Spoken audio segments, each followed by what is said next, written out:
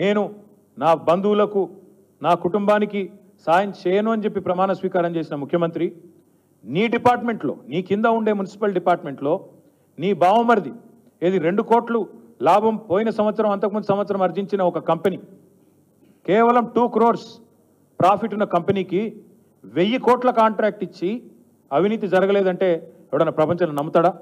వస్తావా మరి? సివిసి దగ్గరికి వస్తావా? హైకోర్టు సీజే దగ్గరికి వస్తావా?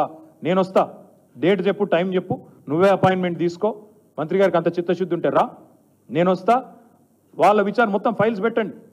ఇప్పటికైనా ప్రభుత్వాన్ని నేను డిమాండ్ చేస్తున్నా, సిగ్గు తెచ్చుకోండి, ఇంత బరితెగింపు మంచిది కాదు. స్వయంగా చెప్తున్నాడు ఆయన. నాకు ఆయన గీతా గారి తమ్ముడు గీతా గారి తరఫున బంధువు అవుతాడు, బంధువు కాదు బామ్మరిదే ఆయన. స్వయంగా ముఖ్యమంత్రి అయిపోయింది, కావాలంటే వీడియో ఉంది, ప్లే చేస్తా. రేవంత్ రెడ్డి గారు స్వయంగా చెప్పినారు, మా మామగారు పద్మారెడ్డి గారు, ఆయన తమ్ముడు మనోహర్ రెడ్డి గారు, ఆయన కొడుకు సృజన్ రెడ్డి గారు అని చెప్పిన వీడియో ఉంది.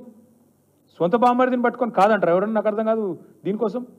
అందుకే నేను అనేది, సివిసియా, సిట్టింగ్ జడ్జా, పొంగులేటి గారు రండి, తప్పు జరిగింది, ముమ్మాటికి తేలుస్తాం. ఎందుకంటే ఇప్పుడు మీకు తెలుసు ఈ ప్రభుత్వానికి ఒక ఫ్యాషన్ అయిపోయింది, కాళేశ్వరం ఒక జడ్జు, ఎలక్ట్రిసిటీ ఇంకో జడ్జు, మరి దీని మీద కూడా వేయండి.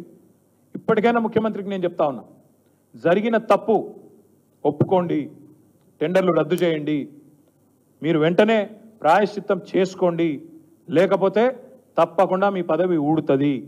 ఆఫీస్ ఆఫ్ ప్రాఫిట్ అనే నిబంధన ఇదివరకు అశోక్ చవాన్ ఉద్యోగం పోయింది, మహారాష్ట్ర ముఖ్యమంత్రి, యడ్యూరప్ప ఉద్యోగం పోయింది, సోనియా గాంధీ గారు రాజీనామా చేయాల్సి వచ్చింది, మీకు కూడా తప్పదు, మీరు దొరికిపోయినారు.